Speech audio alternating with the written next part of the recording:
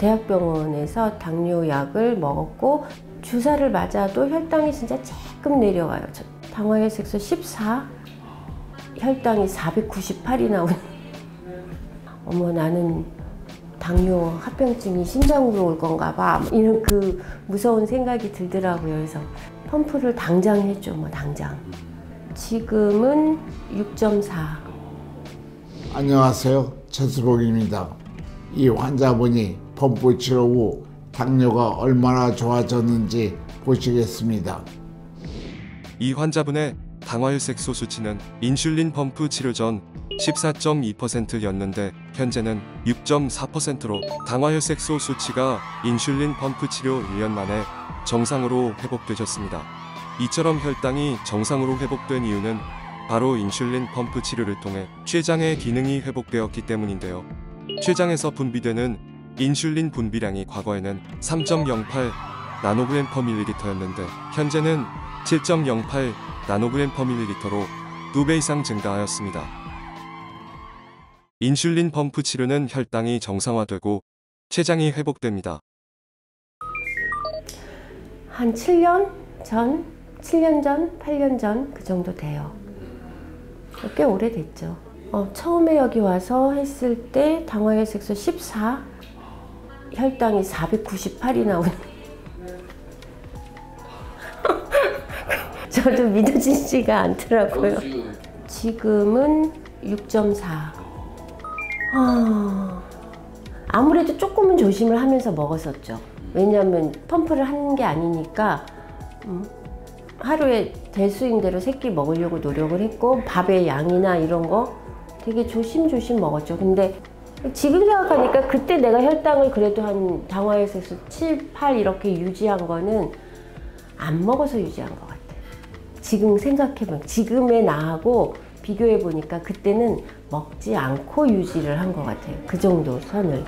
근데 지금은 그때보다는 훨씬 더 다양하게 먹어요. 그때는 일반적으로 당뇨약을 이제 대학병원에서 당뇨약을 먹었고 그걸로도 안 돼가지고 약하고 인슐린 주사 하고 해서 주사를 하루에 한 번 그리고 약을 한 알 이렇게 먹었는데 혈당이 별로 안 내려가요. 그러니까 주사를 맞아도 혈당이 진짜 조금 내려와요. 저기 뭐 체열을 해보면. 그래서 좀 힘들다. 왜 이렇게 내 당뇨는 왜 잘 잡히지가 않을까. 그리고 심장이 여기 안쪽이 빡빡해지면서 딱딱해지는 느낌을 받는다고 하나. 그래서 어머, 나는 당뇨 합병증이 심장으로 올 건가 봐. 이런 그 무서운 생각이 들더라고요. 그래서 근데 알게 돼가지고 여기 와서 펌프를 당장 했죠. 뭐 당장. 그날로 그냥 입원하라고 하시더라고요. 크기가 아주 크지 않기 때문에 옛날 삐삐 정도 생각하면 되니까 뭐 그렇다고 무겁거나 이러진 않아요. 근데 약간의 패션을 조금 포기를 해야 된다고요. 그거하고는 또 비교가 안 되죠. 왜냐면 합병증 비슷한 그런 증상이 일단 사라졌으니까. 어지러운 거 사라지고, 그리고 길 가다가 갑자기 다리에 힘 풀려갖고 이렇게 주저앉게 되고 휘청거리는 거 없어지고. 옛날에 그 전에는 항상 저혈당을 겁을 냈었어야 돼. 그런 두려움이 별로 없어요. 그러니까 좀 자유로워요, 되게. 그리고 이제는 10개월 되니까 내가 어느 정도의 양을 어떤 반찬을 어느 정도 먹으면 내 혈당이 어느 정도 올라갈 거라는 게 이제 딱 감이 오잖아요. 그러니까 편해요. 익숙해져서 편해졌어요, 되게. 한 30년 전, 한 25년, 30년 전에 어머니가 갑자기 쓰러지셨어요. 그런데 당뇨라고 하더라고요. 그래갖고 입원을 하셨어요.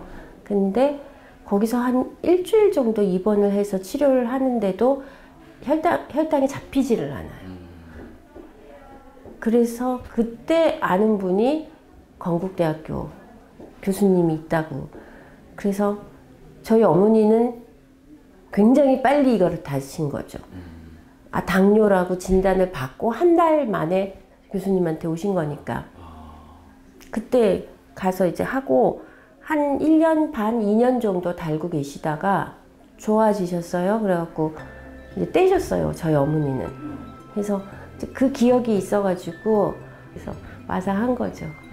근데 그거는 상식적으로 생각을 해도 저희 어머니를 봤어도 사람이 90, 100살 될 때까지 운동 못 해요. 근데 나이가 들어서 운동으로 뭔가를 조절하겠다는 건 좀 환상인 것 같아. 어차피 70, 80대는 운동이 안 돼요. 관절이 나가기 때문에. 그러면 그때부터는 모든 신체의 기능이 완전히 나빠져야 되는 거예요. 그래서 그거는 아닌 것 같아. 근데 교수님이 얘기하시는 게 좀 되게 합리적인 것 같더라고요. 제가 이게 맞겠다 싶더라고. 인슐린이 부족해서 생기는 증상들이니까 25년 전에도 똑같이 말씀하시더라고. 저희 어머니 때도. 전 그냥 빨리 펌프하라고 내 주변 사람들한테 얘기를 해요. 왜냐면 저희 어머니도 당뇨 진단 받자마자 와서 했잖아요. 그 25년 전에. 그때 진짜 신기하게 좋아졌어요. 펌프를 떼도 괜찮을 정도로 좋아지셨어요. 그리고 지금 천수 다 하고 이제 돌아가셨어요. 90에 돌아가셨는데, 근데 저 같은 경우는 나도 좀 빨리 했으면 췌장이나 이런 회복이 좀 더 빨랐지 않았나라는 생각을 해요, 가끔. 그래서 어차피 하다가 싫으면 안 하면 되는 건데 뭐가 겁이 나는지 모르겠어. 해보고 한 1년 달아보고 효과 없으면 안 하면 되는 거잖아요. 근데 주변에서 굳고 하지 말라고 하는 사람들은 왜 그러는지 잘 모르겠어요. 이게 한 번 하면 몸 안에 심어서 한 번 하면 죽을 때까지 해야 되는 그런 장치도 아닌데 저는 하는 거 찬성이에요.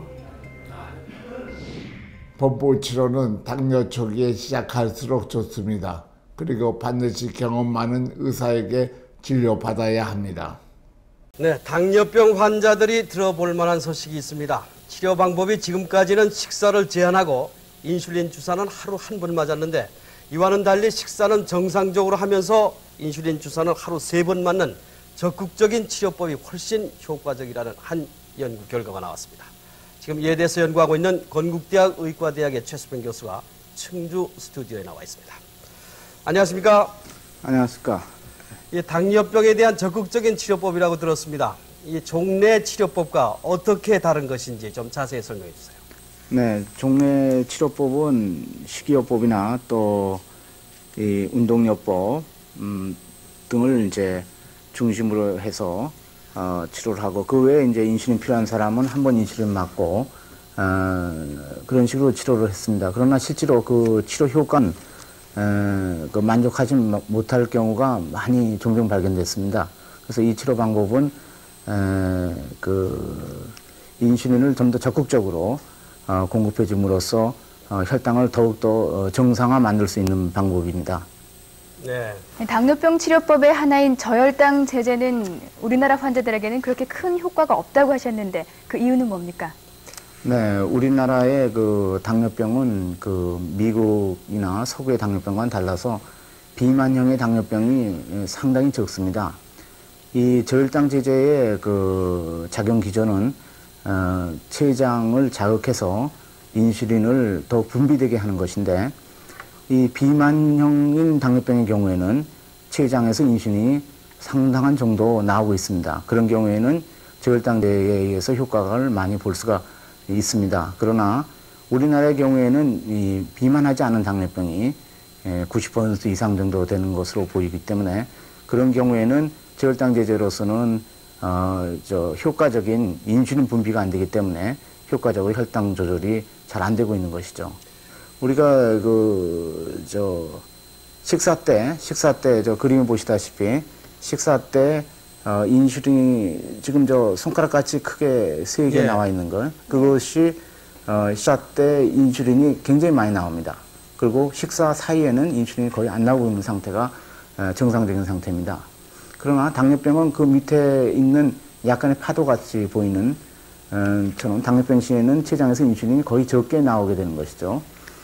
그런데 우리가 그 한 번 맞는 방법을 주로 하는 그 장시간용 인슐린 경우에는 한 번 맞으면은 인슐린의 작용이 24시간 지속되게 됩니다. 지금 저 중간에 있는 그 노란 포물선 그림이 되겠습니다. 종래 치료법으로 인슐린 공급 방법이 저는 포물선을 그리기 때문에 실제로 많이 필요할 적에 인슐린이 많이 공급되지 못하는 방법이 되고, 이 적극적 치료 방법은 인슐린 많이 필요할 적에, 생리적인 필요가 많을 적에 많이 공급되는 방법이 되겠습니다. 네, 적극적인 치료법을 사용했을 때 실제로 어느 정도의 효과가 있었는지 좀 자세히 설명을 해주시죠.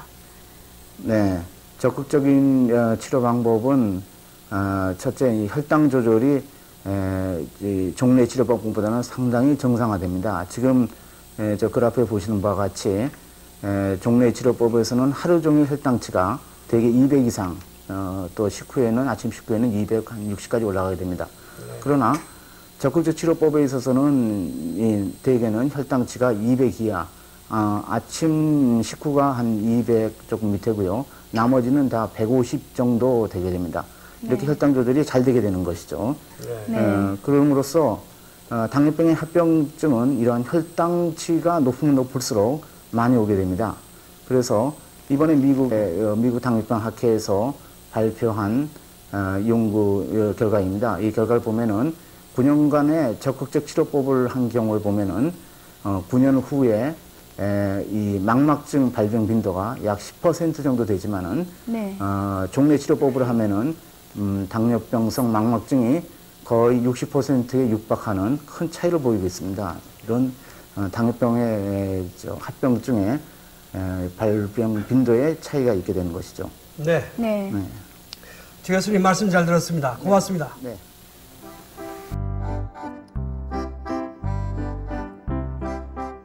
당뇨TV의 새로운 영상을 가장 빠르게 보고 싶으시면 구독, 좋아요, 알림 설정을 꼭 눌러주세요.